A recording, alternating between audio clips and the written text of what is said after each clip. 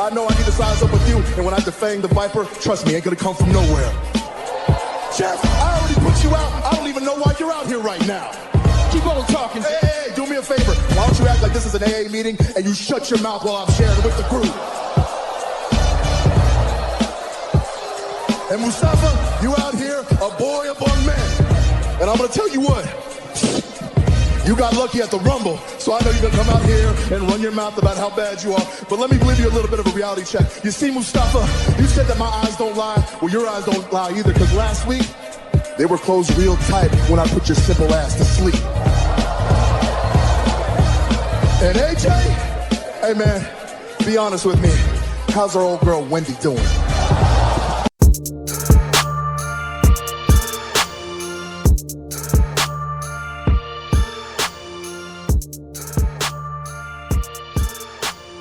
Welcome back to the Clark Street Wrestling Podcast. It's me, Hafiz, and with me as always is Devin, and we are back. Yes, yeah. A little bit of a break here. You know, did the Thanos on y'all ass.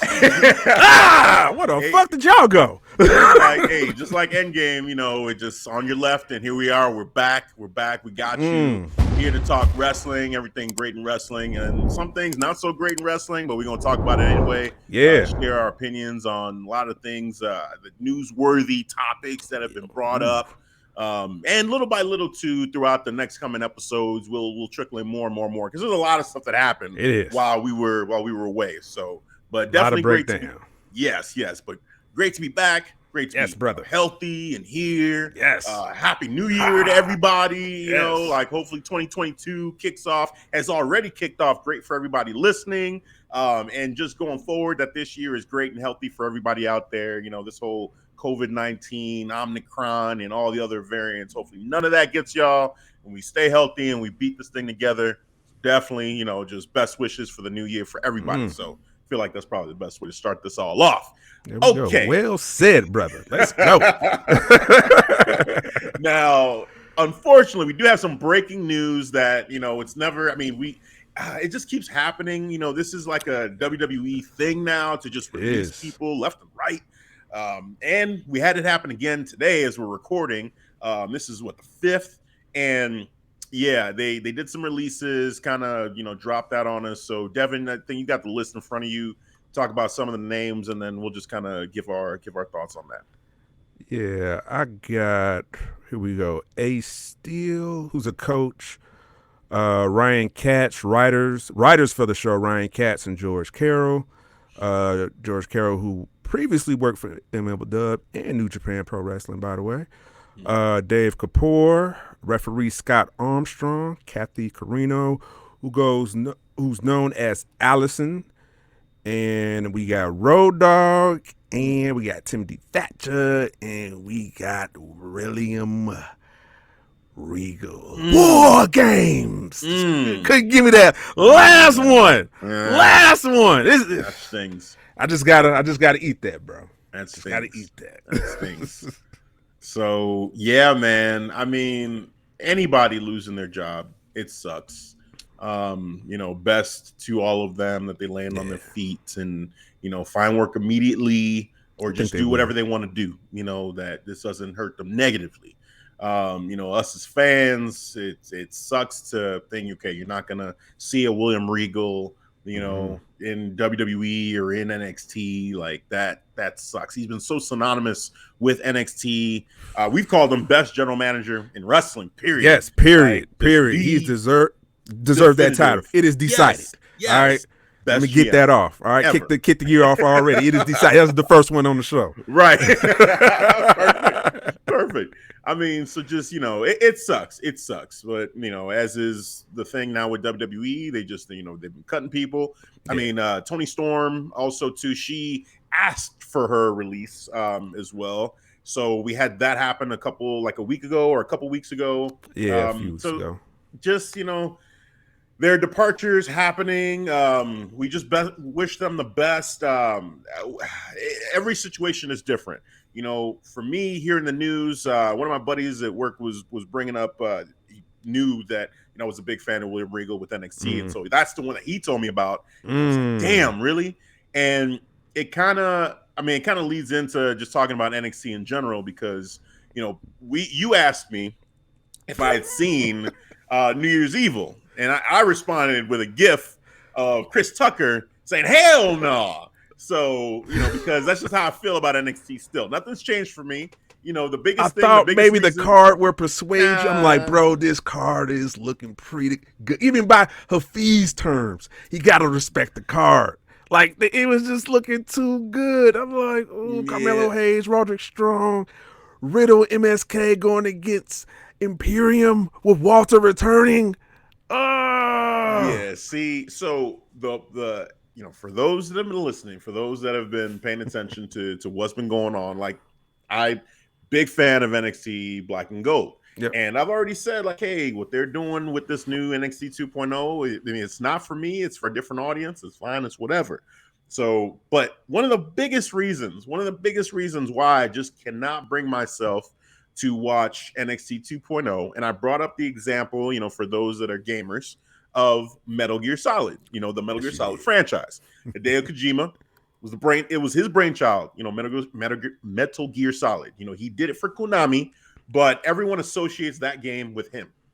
And so when they took his name off of the last couple of games that he did in that franchise, and then they let him go, and then decided to try to continue the Metal Gear Solid franchise or Metal Gear franchise without him, many of us fans were like, nah, I'm not doing it. I think it was called Metal Gear Survive or something like that.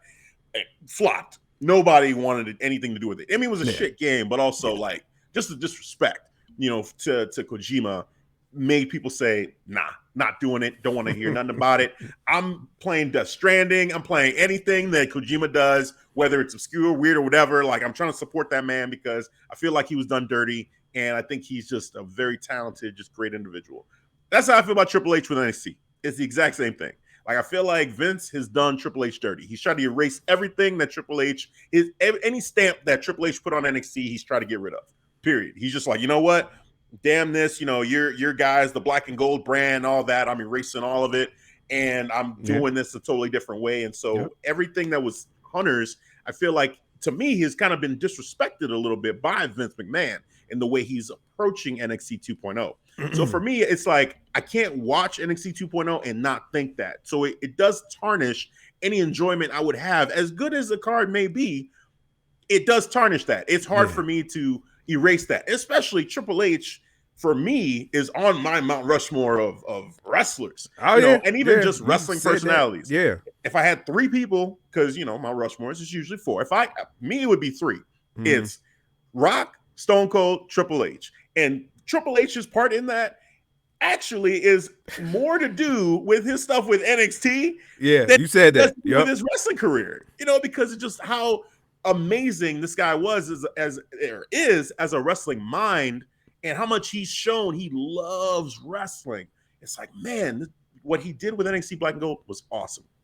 So for me, I just have a problem with every time I see 2.0, I think this is a FU to Triple H. Because again, everything that this man has done, you've basically erased it. And even this, so even the previous versions of NXT doesn't matter because NXT. No. The previous version, because look, I'm probably this is probably what I'm gonna do. I think I'm gonna go back and watch like some of the old NXTs and like go through it on Peacock or Hulu or whatever, because I feel like the previous version of NXT, it's awesome. And really, the previous version and AEW having a lot of NXT guys showing up now is like the continuation of the NXT that I love.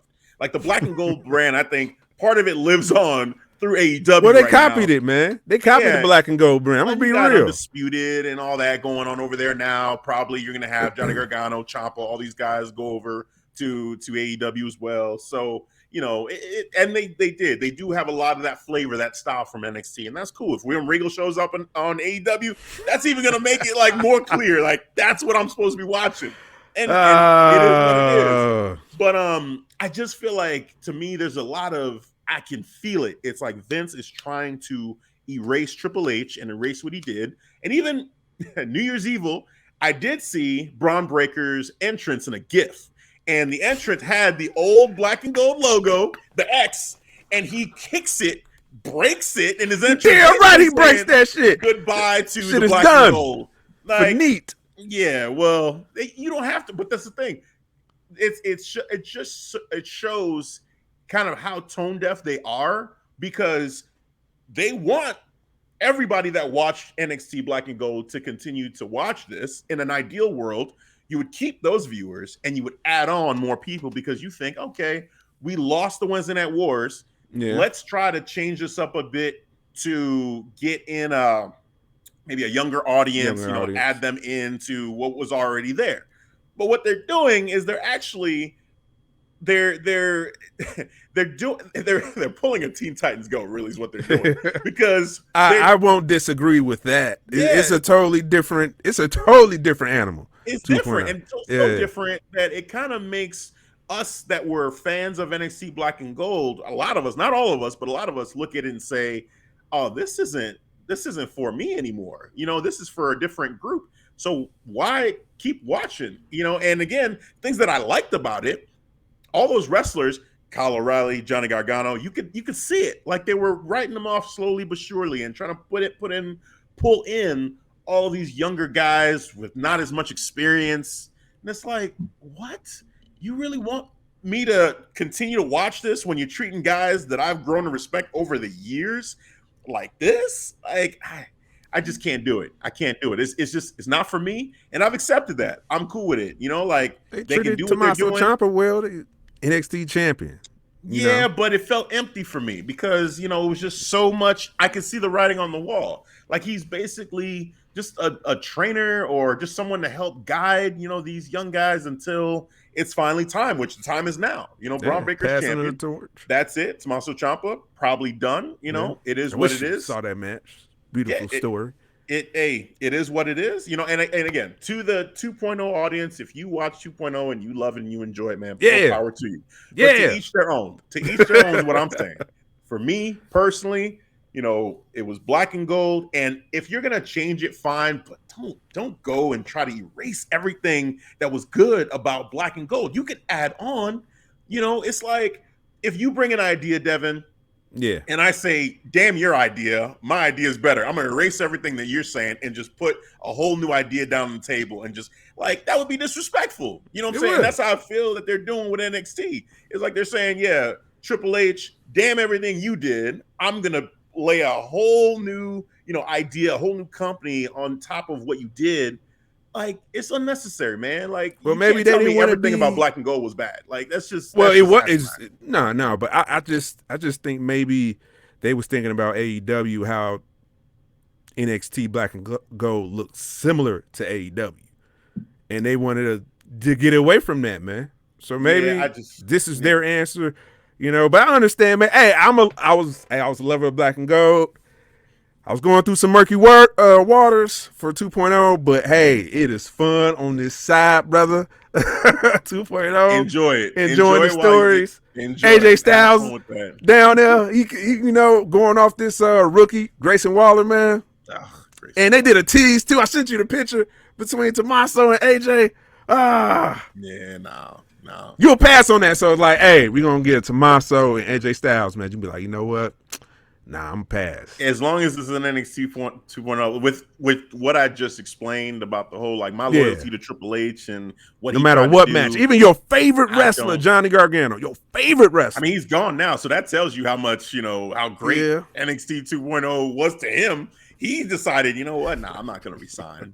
I'm waiting for somebody to start chanting my name, and then I'll show up over there. Like just Kyle O'Reilly choosing to get the hell out. Saying, you know what? Screw it. I'm going to AEW. Like. That to me tells me all I need to know about how they feel about it being in there as the old guard, and just kind of like they see the writing on the wall too. They're like, this ain't for me, like Johnny said, this ain't for me. Tommaso Ciampa, he's next. It's not for him. Like it's not for these guys. It's for these younger, future talents. Because they're not even there yet. They're all green coming in there. And it's fine, it's developmental, truly developmental now. That's what it is. So it's just, I guess it would be. I almost wish they would just change the name. Honestly, just don't call it NXT. So if they change the name, would you watch it then? Because it's a totally new show.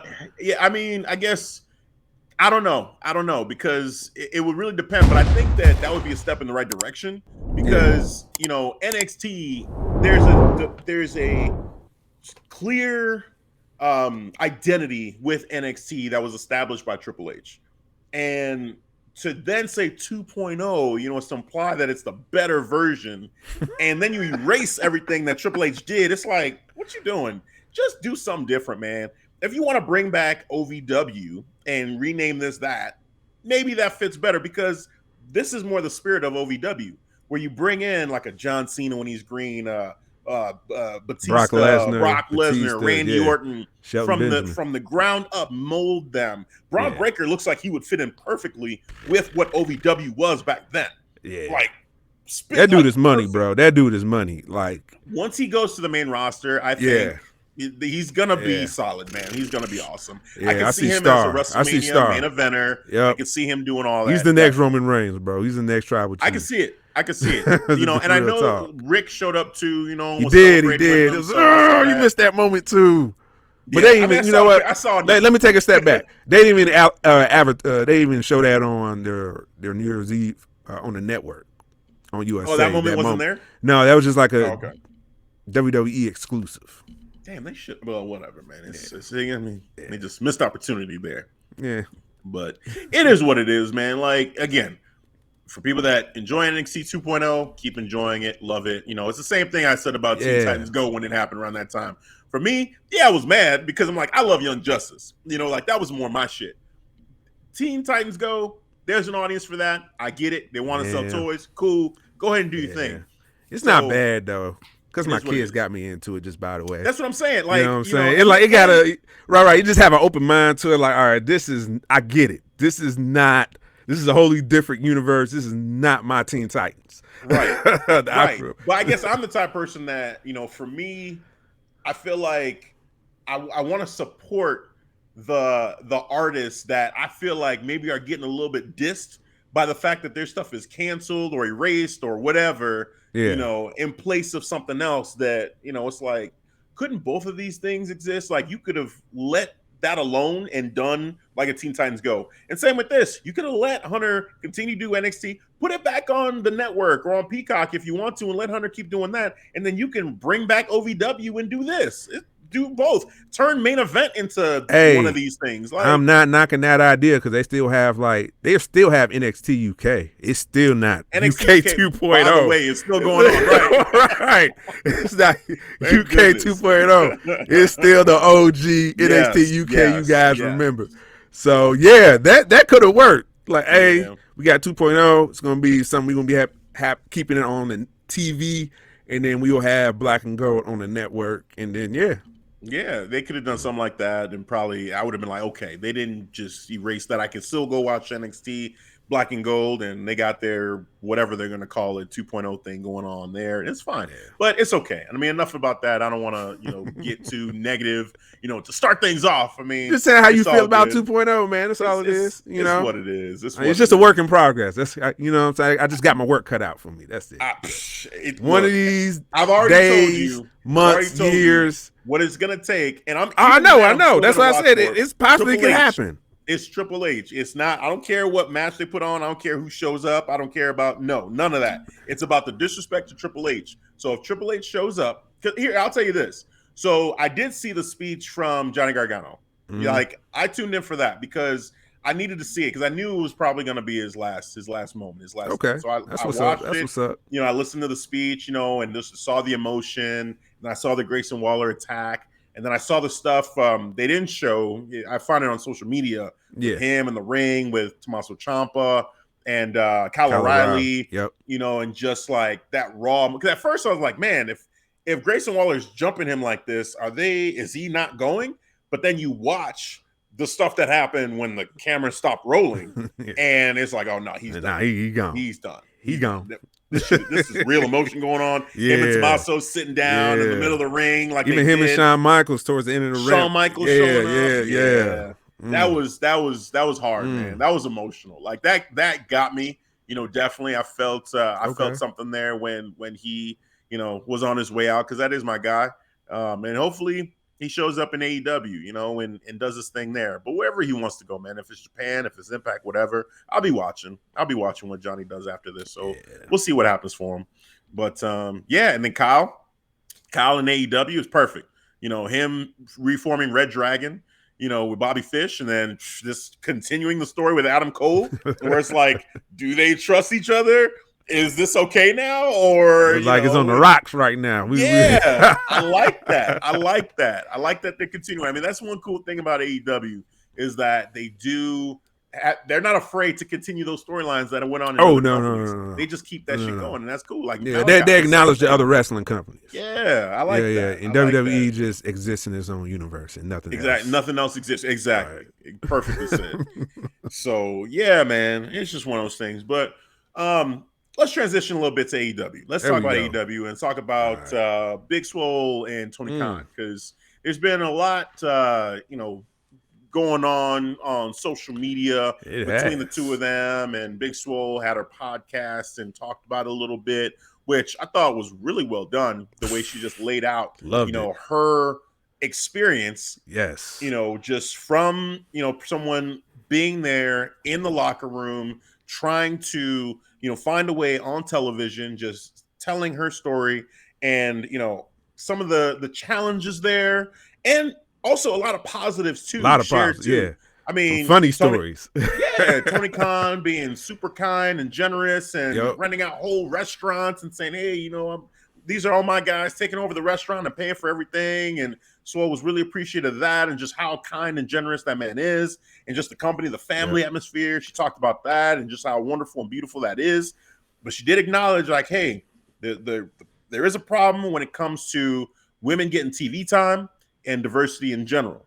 When she talked about, I think it was her daughter saying, hey, mommy, there's no one like me that I'm seeing, and that driving her daughter to go from, because she was a WWE fan, then she watched AEW, but then she didn't see anyone like her, and she went back to WWE because she's seeing Bianca, she's seeing Sasha. It's like, I mean, that's valid. You can't. That's the kid, you can't knock that. What they're saying. And that touched me right there when she told that story, because I got kids, man. So my kids relate to that.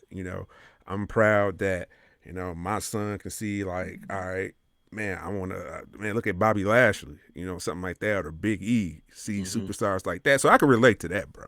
Yeah. I think, everything that she said was, from the heart. She was being honest. Said it with love. And giving feedback, saying, hey, like, structurally, there's some issues there. Like, she personally is a person that prefers more structure than what they're giving. Some things about Kenny Omega too, with, like, he's got a lot going on, all at the same time, and he was trying to a lot on his plate, trying to run the women's division while also doing everything he was, in singles and the Young Bucks and doing EVP shit. Yeah, like EVP, like, it's fair, and that's no shade on Kenny. It's just her observation to the point where at a point, I think it was Tony Khan and Matt Hardy. They went up to her and they said, hey, you should be the sheriff of the women's division, and kind of, be that figure, that presence, for the women's division. And, people start calling her Mama Swole because she, or the Swoleese, like, she's the fucking Swoleese. Keep everybody in check, make sure things going smooth. Like, all right, that's cool. Like, all of that was love, man. I think it was fine. And, it did, because you had sent me that too, and I was listening to it, and I feel like where I have a problem with the whole situation is Tony Khan's response back this felt like, first of all, did you even really listen to what she said, or did someone just tell you, hey, Big Swole just criticized you and AEW, or he just read the cliff notes off the article, just snippets, and not the whole context, right? Because then for him to just come out and be like, well, the reason why we let her go is because she wasn't a good wrestler. It's like, wait, what? Like, hold on. First, he lists all the black wrestlers that won. Which is never a good thing, right? When you start counting out your black friends, exactly, bro. That's exactly. And he did it within the 80 character limit on Twitter, bro. Yeah. And did a promo at the end of it for, hey, tune in on Saturday for Rampage. I'm like, huh? Or Friday for Rampage. I'm like, Right. That's no. That's never that. Look, and no one is Oh, wolf in claiming sheep's Tony clothing, Khan bro. is racist or anything like that. Pump the brakes on that. No one is saying that. But No. the way that he went about his response just felt a little bit like you needed to take a breath. You needed to go and listen to it and maybe call Big Swole and have a conversation first. If you felt a certain type of way versus Yeah. going straight to Twitter and start responding all in your emotions, like whatever is coming to your I mind. got black Because friends.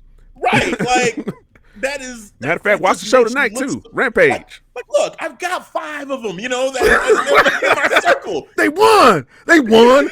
The whole month of December. All my black friends won. Yeah, right. Like, bro, come on, man. Like, no, that's not the way to go about it. So, Tony, and I'm not even here saying he should apologize or anything like that. I feel like there just needs to be a conversation, with Big Swole about what had happened, or just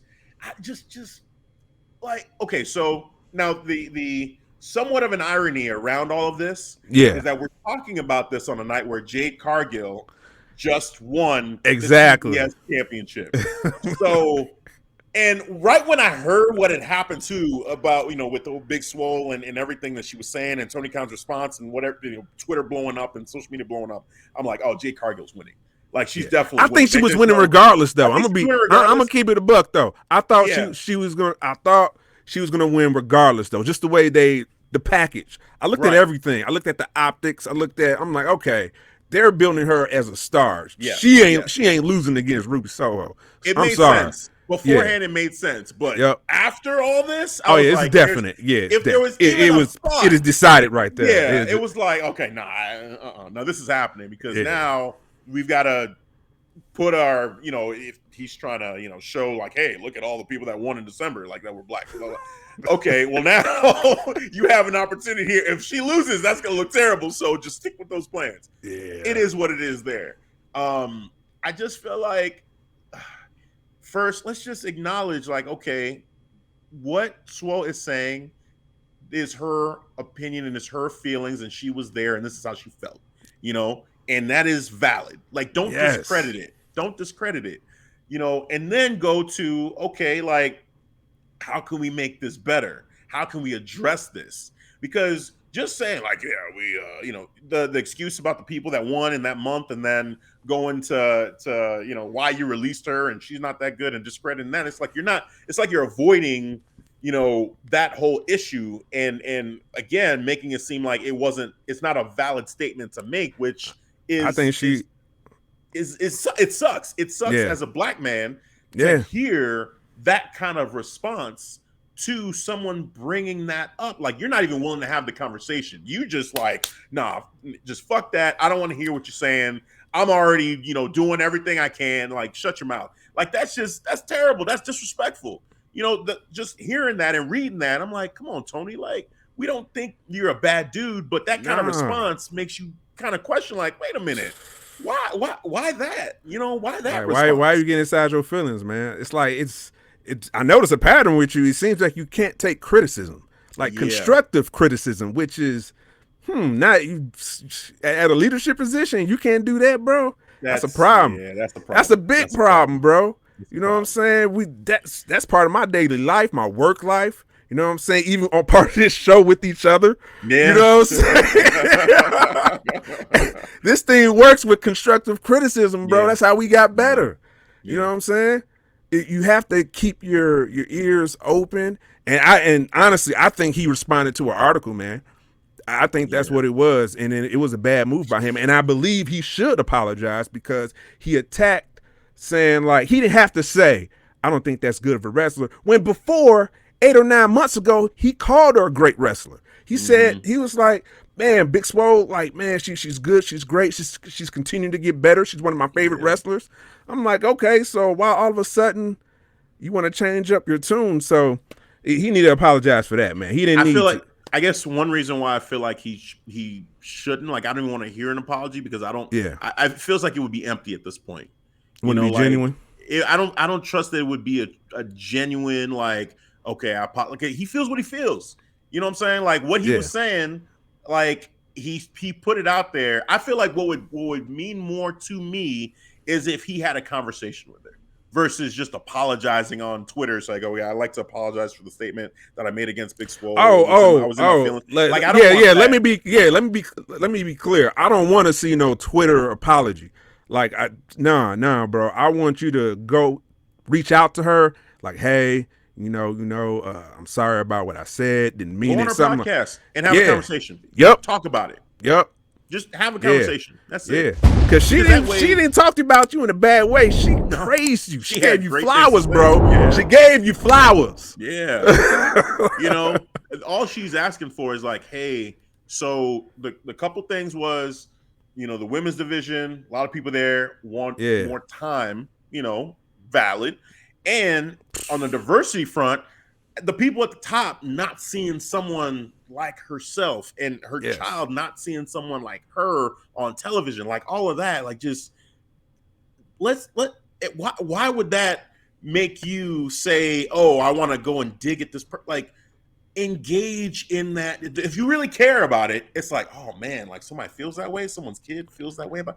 Okay, let me ask some reach questions out and let's have a conversation about it, just so that you understand like where we're coming from. We got plans for that, blah blah. Like, all right, I get it. You want this now? Okay, well here's what we're doing.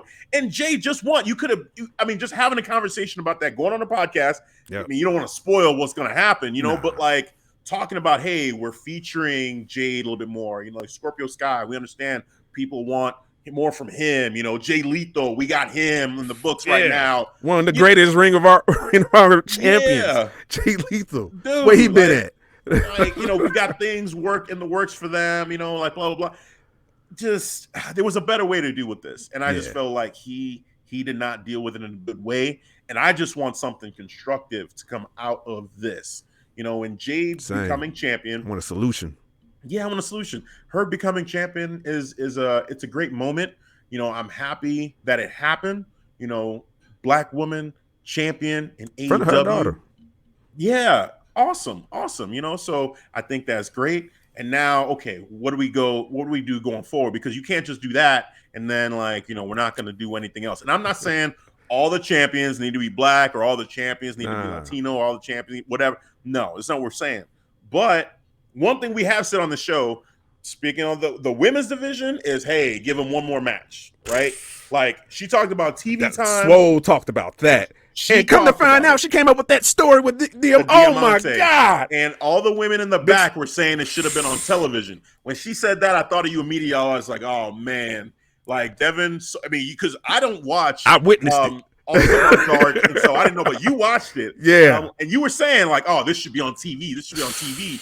And to hear her talk about that and to hear that the women in the back were saying that should be on TV and it wasn't, it's like, come on, man. Like, come on. And look, people that I'm gonna say this too. Yeah. The people that were saying be patient or, like, hey, it's gonna give them time. I don't want this to come off as like, oh, you guys were wrong. See, I'm gonna point the finger. Like, I want this to be constructive, right? Like, it's people that are saying that. I know why you were saying that is because you believe that they have a plan. You believe they're coming from a good place. You believe that, hey, the reason why they weren't getting the TV time, they weren't ready. You truly believe that. You're not coming from a negative place. So I get it. And it's like, I understand that that's all coming from a positive place. So this isn't to bash anybody out there that was willing to be patient. Now, having said that, I feel like Swole saying what she's saying does give credence to there are women back there that want more and that feel like they deserve more. They're ready for more. And the time for waiting, let's get past that. Like, there's been so much growth within women's wrestling on a whole. Like, if we're talking, look, back in the 90s, women's wrestling is not what it is now. I've gone back and I've watched some of the old like WWE pay-per-views, WCW pay-per-views. It was so different back then. Yes. So I can understand being patient then because a lot of those women were not like focusing in on wrestling the way women do now. But now you see it like, oh my God, look, Penelope Ford at All In, when she was there, everyone was like, wow, Penelope Ford, she had such a great, debut. There was like a street fight that happened there. And it was like, oh man. And they didn't really use that and continue to, show her on television to capitalize off of that. You have Thunder Rosa who comes in and it's like, oh man, Thunder Rosa, she's awesome. She's amazing. And yet it seems like she doesn't get that consistent time. And it's like, well, she's got the other stuff going on. Okay, fine. They did it with their AEW champion, Sheeta, when she was champion. Sheeta, champion, was there maybe every other week, which is, come on, your champion is there every other week. She's under contract. She's there. She's just in the crowd half the time. Like, what's going on? It's just stuff like that. Like, we are in an era right now where women's wrestling, the fans are all about it. We want to see it, and it's not just bra and panties matches and all the other bullshit we were doing back in the day. There's an appetite for actual women's wrestling. Yes, all right? yes. Feed me. Dude, I'm hungry. And not just matches, but also to Big Swole's point, stories, like actual storytelling.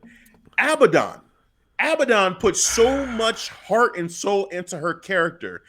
Dude, I literally saw the Bunny and Abaddon on the Bunny's vlog was it this morning or yesterday? Whatever.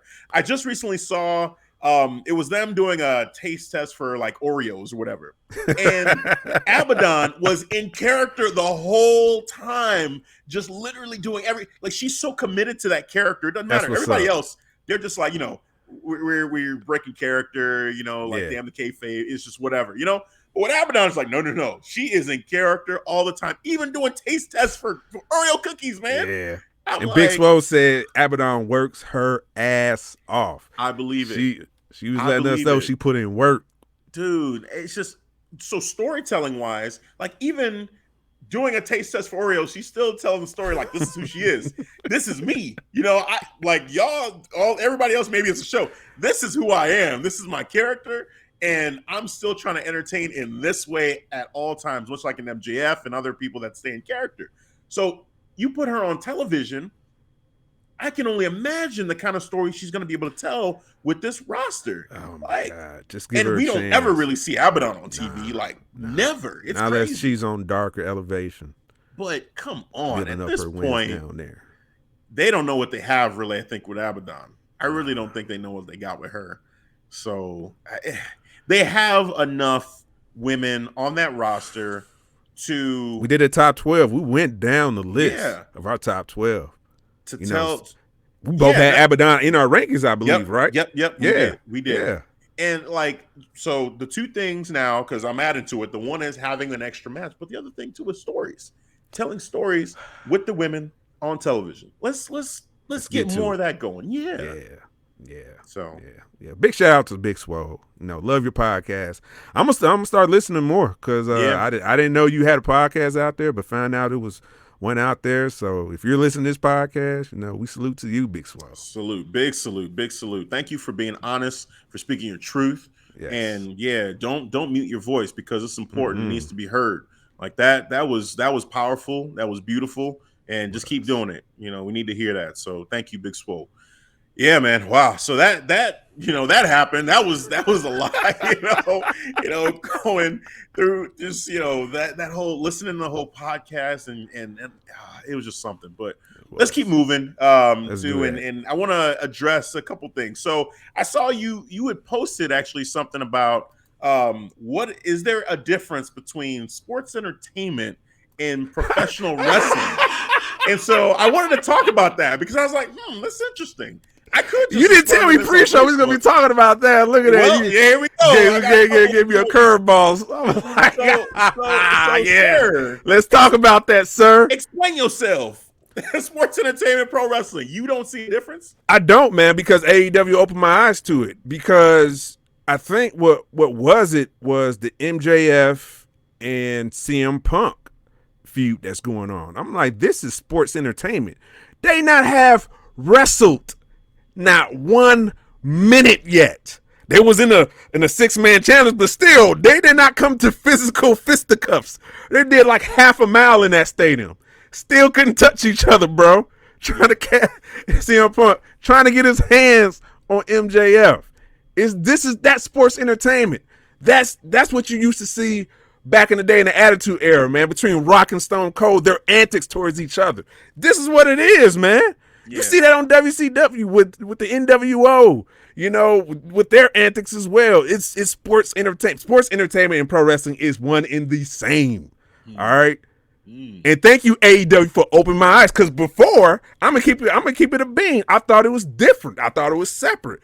But I'm like, you know what? This is very similar. It's just, you're just not like all polished out there like WWE. You're more grounded like NXT, but with outlandish character stories. Same NXT would did, because NXT is sports entertainment as well, man. So ain't no difference, bro. Okay, so there's a couple things I had to say this, because when I saw it, I was surprised. Like, really? He's saying they're the same, and I tried to really, look at it. And I think when you posted it, there was the definitions of the two. Yeah. And I'm reading it, and I'm like, okay, this is interesting. The key word that I pulled out of it was the word spectacle. So, and when I think spectacle, I think, larger than life, just going for just like that pure, like big entertainment, trying to make everything like this massive thing. And so think of a guy like Damian Priest, right? Yeah. When he was in NXT, it was all about striking, right? Like, you notice the striking game and the wrestling, and, he was very much like, yeah, he did the arrow thing and all that, but, it was more about him as a combat, the kicks, the striking and all that. Yeah. Then he goes to the main roster, and he starts out kind of doing the same thing, but now you see they redid him, and this is Vince's little touch, and now it's Damian and Priest. The two sides. You're not gonna like it when I'm angry.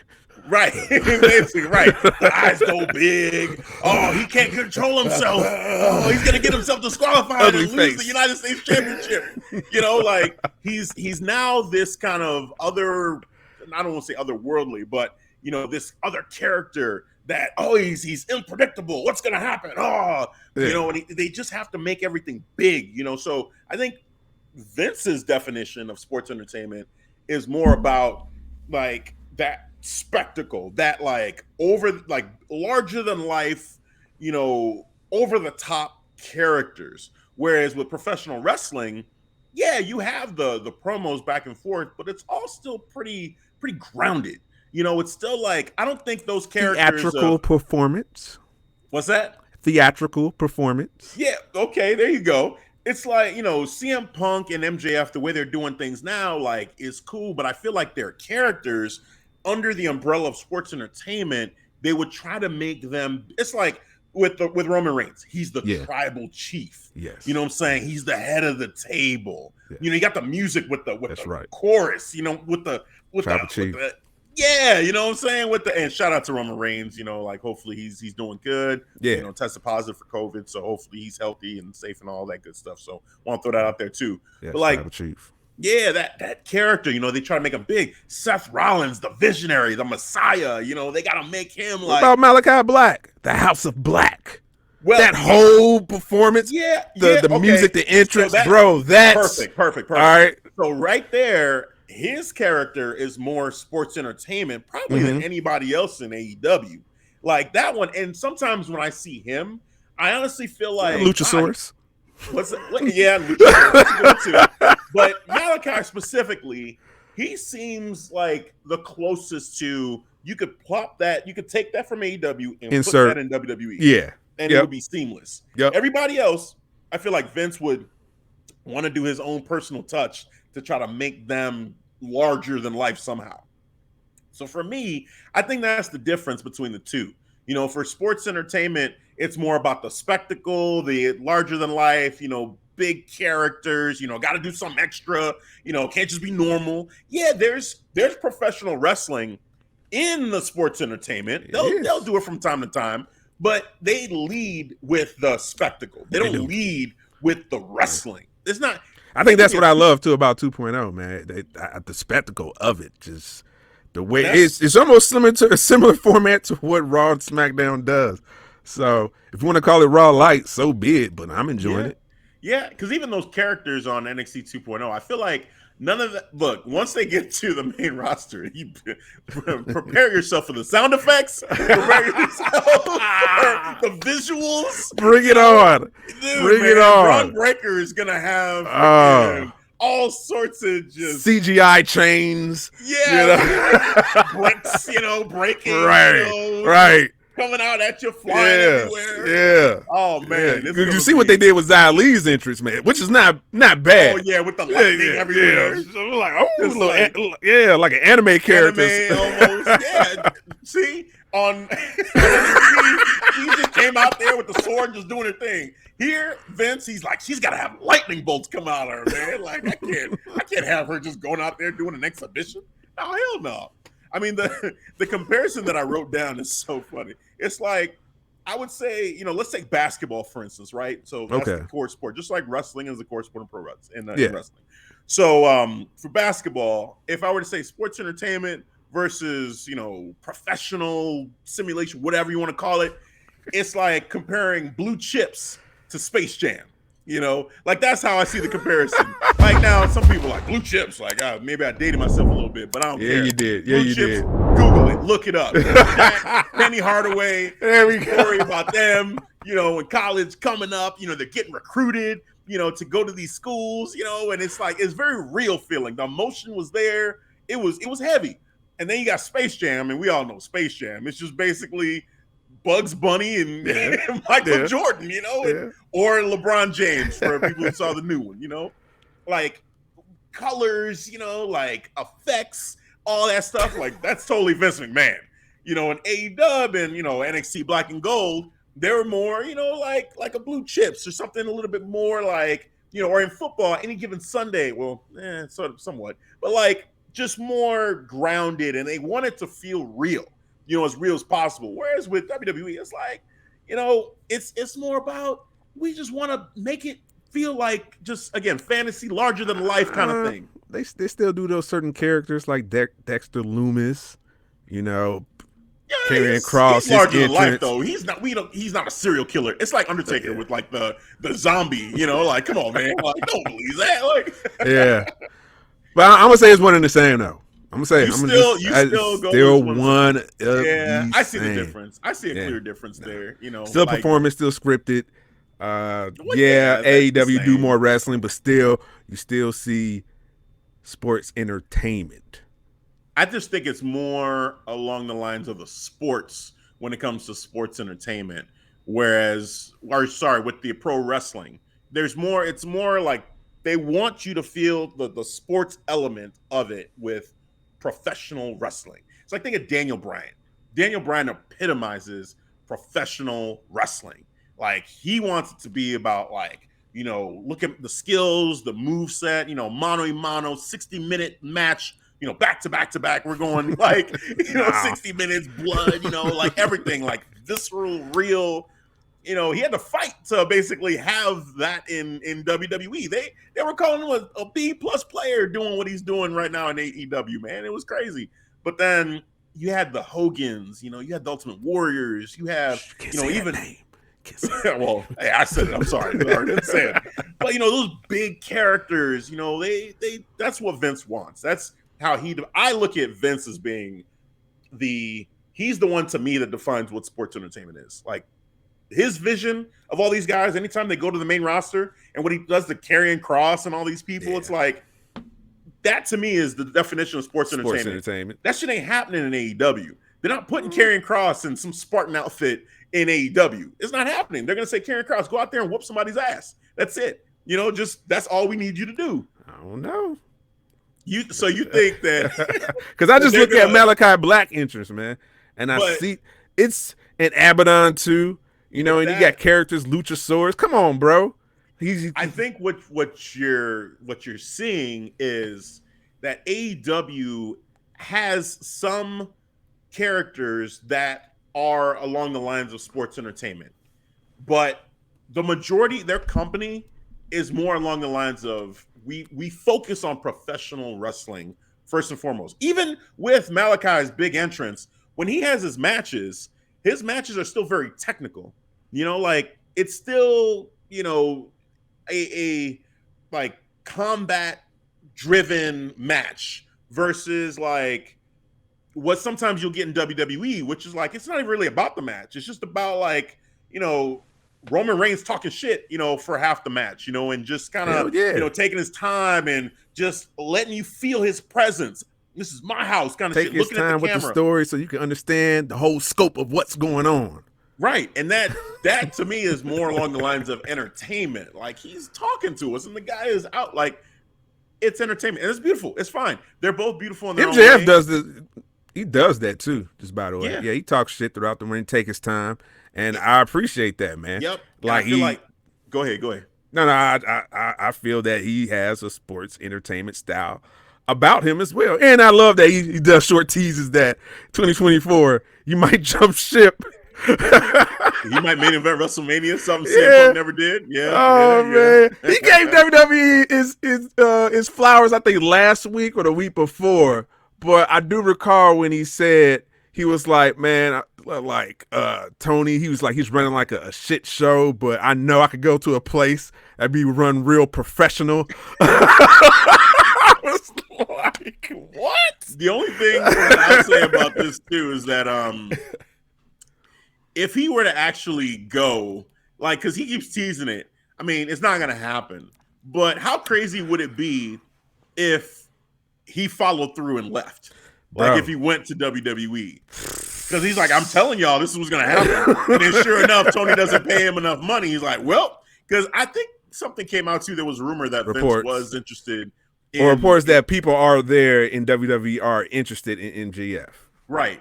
Yeah. So, I mean, Tony's going to offer him all the money in the world. It's going to happen. But could it be more than what Vince? Because Vince kept KO. Yeah.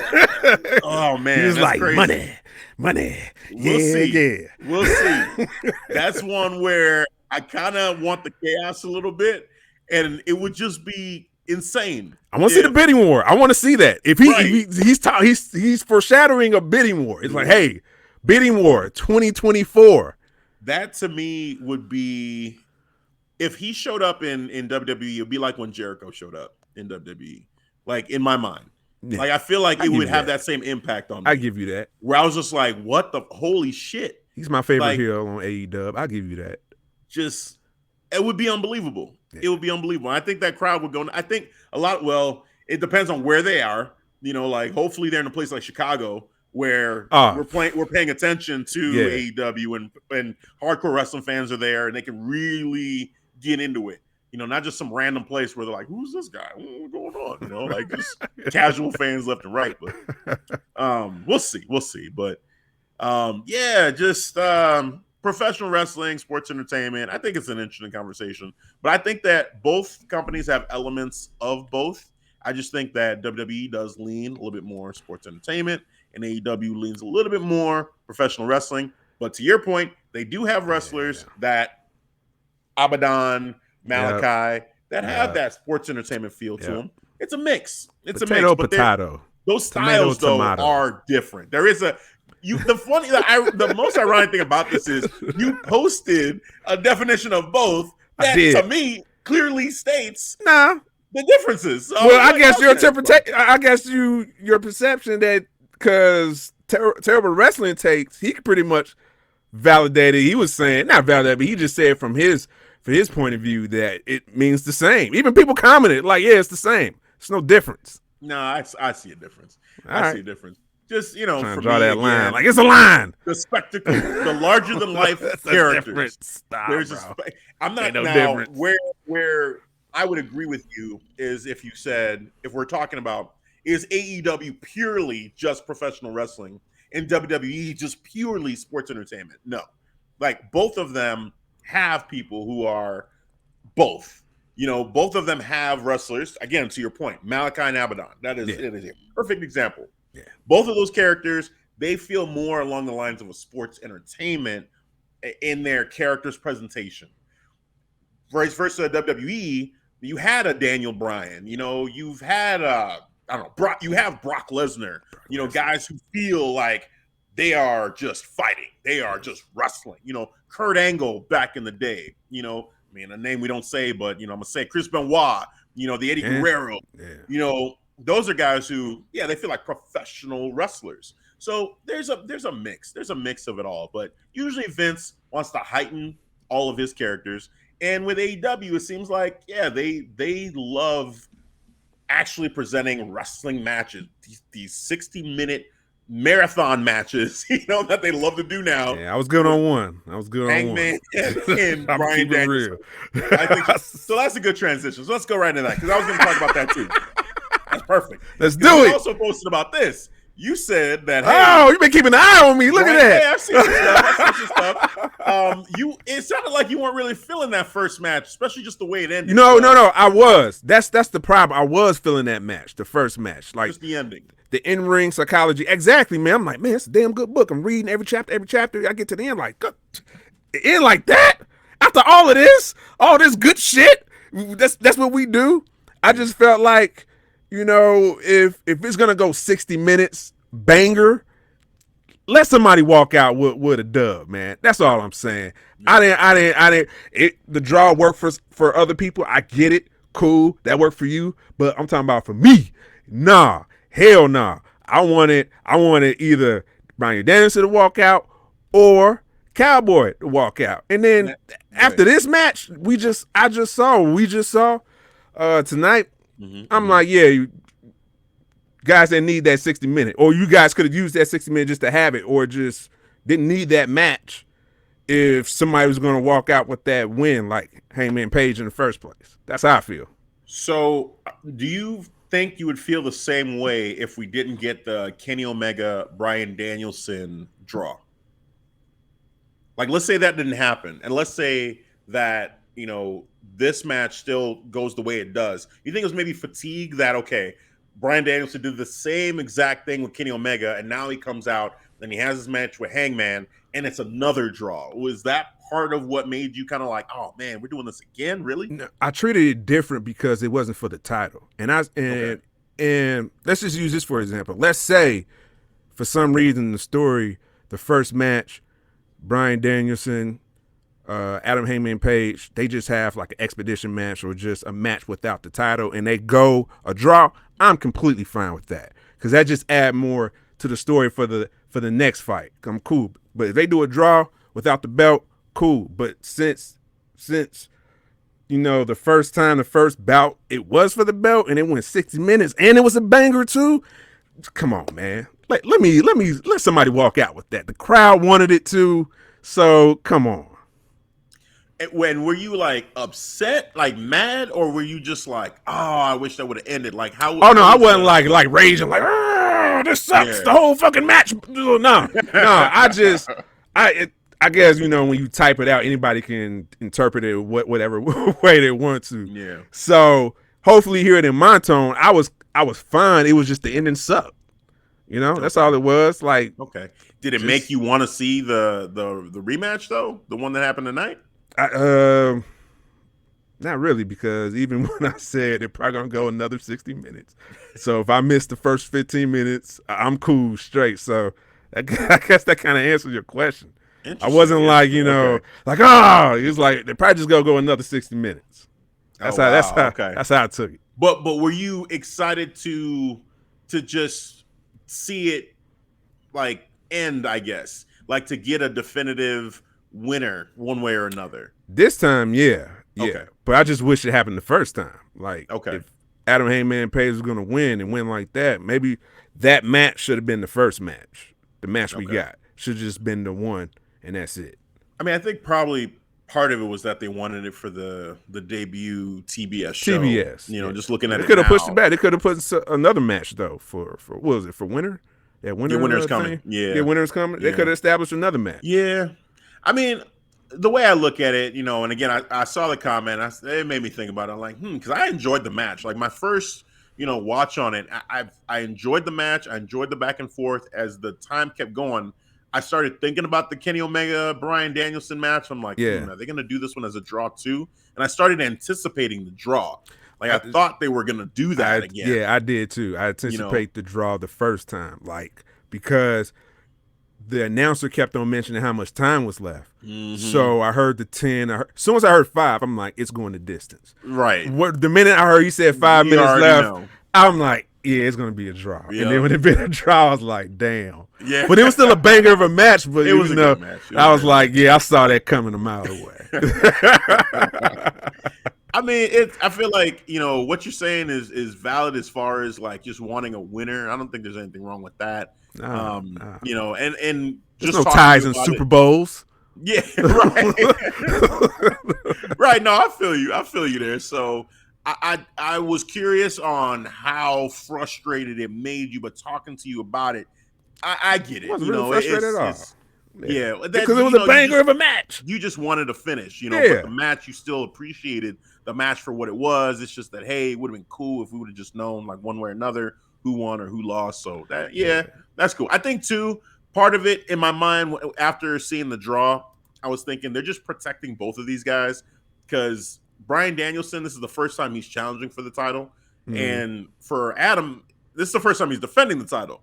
So, and they want both of these guys to feel like these monster characters. So to have them like need a second match kind of makes it like, all right, like, I mean, we see what happened in the second one, but you still think, man, it took a lot to beat Bryan Danielson. Yeah. It took, damn near 2 60-minute matches, for this to finally finish. So, that's just a testament to how good Bryan Danielson is, is the way I kind of took it. So, it is what it is. Yeah, man. Yeah, man. So it was no hate in my blood, I wasn't solid, man. I wasn't raging. It was just I wasn't feeling the ending. I was like, you know what? I ain't feeling this. Yeah.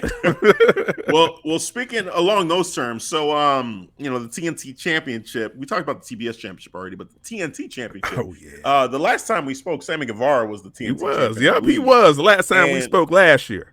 Yeah, last year, a year ago,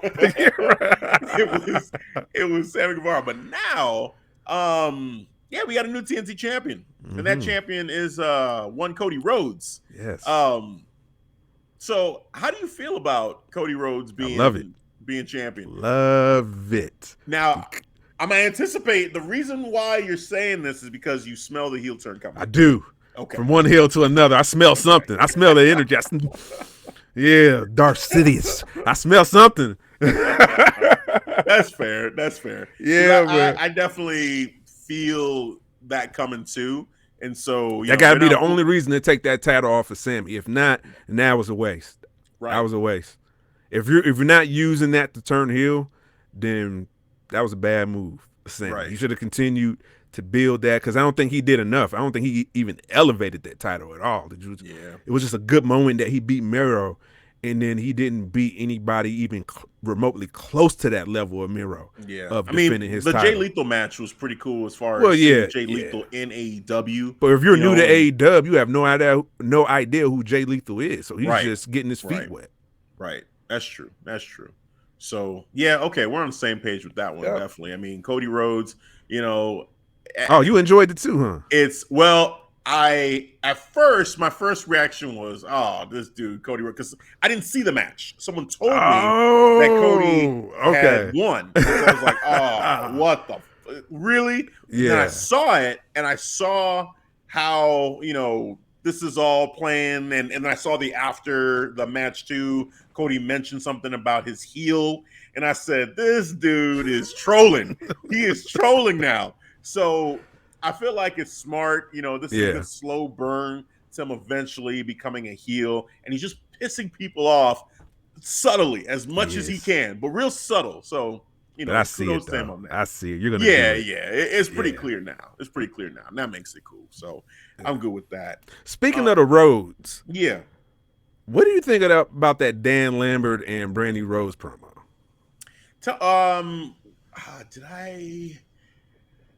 I don't think I saw that promo. Describe it to me because I don't think I saw this one. So Dan Lambert was out there with Men in the Year, kicking off a promo, and then he was talking about the Rhodes. Rhodes suck. Got on Brandy, saying that sound like a stripper name and all of that.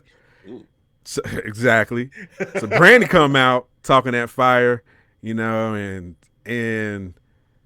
Dan Lambert mentioned about, hey, I'm a black belt, and all of that.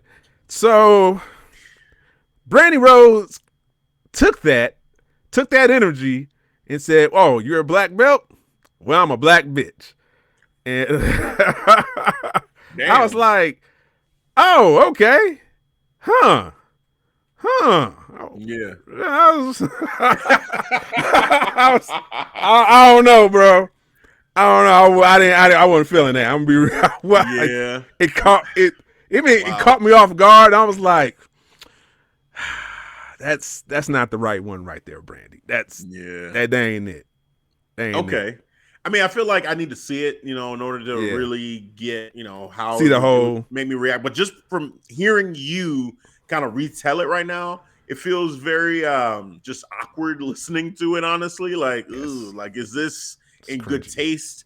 Like, did they kind of overstep with this a little bit? And I don't know. I feel like it's borderline, but I didn't have to experience it. I have to experience it because just the way it was just laid out right now, it feels very much like, she's reaching for, a cool response, to say, and in her mind it was cool, but then the delivery to the way that you took it, it was like in poor taste a little bit, and just didn't feel like it clicked. It was more. It didn't feel like it was her. It felt forced, like she's trying too hard. Exactly. Yeah. Exactly. I didn't like it at all, and I'm like, man, it wasn't a good look. That's how I feel. But yeah, go see the clip, man. I'm pretty sure it's floating around on YouTube. Yeah, I feel like Brandy can be good, but I also do think that is a theme for her sometimes, is that she does seem to really try hard to get over as like a badass. Like I remember with Jade, like there was a lot of stuff there too, where she was getting all up in Jade's face and trying to, say, because she was defending Cody a couple times, and the things she was saying to Jade, I'm like, I don't know if I believe you. I mean, I hear the tone in your voice, and I see what you're going for, but I don't quite believe you. When you're saying what you're saying, and I definitely don't believe you be saying this to Jade the way you're saying it. Exactly, because she would rip you in half. Let's be real. Heifer. Yeah, right here, right. You're like, you're just begging to get your ass. Who talk like that nowadays? Yeah, right. Somebody auntie right now, like, right? Who's you? Exactly. Like, some of this just feels a little bit false, but I see what you're going for. You trying, Yeah, they rose. They got some work to do. Yeah, they do. Oh man. All right, so that's the topics that I've got for us here. So, all right, guys, that's gonna wrap up for part 1. Be on the lookout for part 2 along with the After Hours episode as well. Don't forget about that. And you can always find the awesome podcast and the video platform on our website, ClarkStreetWrestling.com, ST for the abbreviation. And don't forget about our merch. We got some great merch for you: beach towels, hoodies, coffee cups, notebooks, even blankets. Yeah, I said it. We got blankets for this winter time up here in the Shire to get all warm and closer to your significant other. So don't forget about it. ClarkStreetWrestling.com/store for your pleasure. It is decided.